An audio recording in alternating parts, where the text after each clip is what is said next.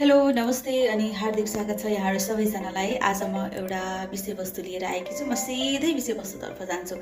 धेरै अहिले चाहिँ मानिसहरू चाहिँ आफ्नो तौल बढ्यो भनेर चाहिँ धेरै तनावमा हुनुहुन्छ है।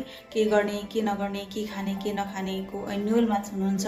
यो विषयवस्तु चाहिँ एकदमै महत्त्वपूर्ण रहेको छ है त। मैले विभिन्न अनुसन्धानमा विभिन्न खोजेर तपाईँहरूलाई चाहिँ सेयर गर्न गइरहेकी छु।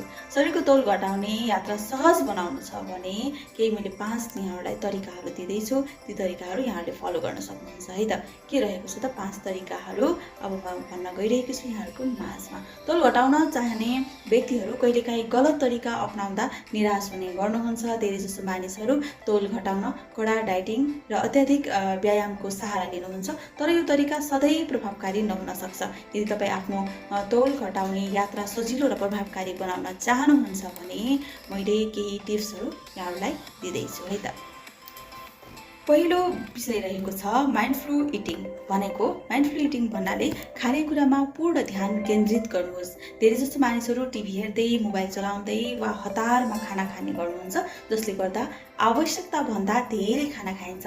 माइन्डफुल इटिङमा बिस्तारै खाना खाने, प्रत्येक गाँसलाई राम्ररी चपाउने र शरीरले दिएको सङ्केतहरूलाई बुझ्न जोड दिन्छ।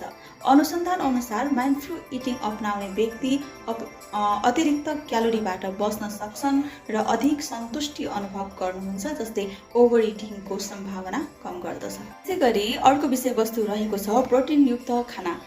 भरपूर प्रोटिनयुक्त आहारले तौल घटाउन महत्त्वपूर्ण भूमिका खेल्छ। यसले भोक नियन्त्रण गर्छ, मांसपेशीको वृद्धि र क्यालोरी बर्न प्रक्रियालाई चाहिँ तीव्र बनाउँछ। आफ्नो आहारमा अन्डा, दाल, त्यसै गरी नट्स र पालुङको जस्ता प्रोटिनयुक्त खाद्य पदार्थलाई समावेश गर्न सकिन्छ। त्यसै गरी अर्को रहेको छ पोषण नियन्त्रण। खानाको मात्रा नियन्त्रण तौल घटाउने प्रभावकारी उपाय हो।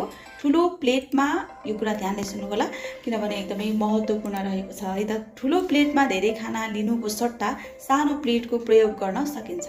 खाना मापन गरेर खाँदा या आवश्यकता भन्दा बढी नखाँदा शरीरमा आवश्यक पोषण पुग्नुका साथै अतिरिक्त क्यालोरीबाट बच्न सकिन्छ। सही मात्रामा खाना खाँदा तौल घट्नुका साथै मेटाबोलिजम पनि सुधार हुन्छ है त। त्यसै गरी स्ट्रेन्थ ट्रेनिङ।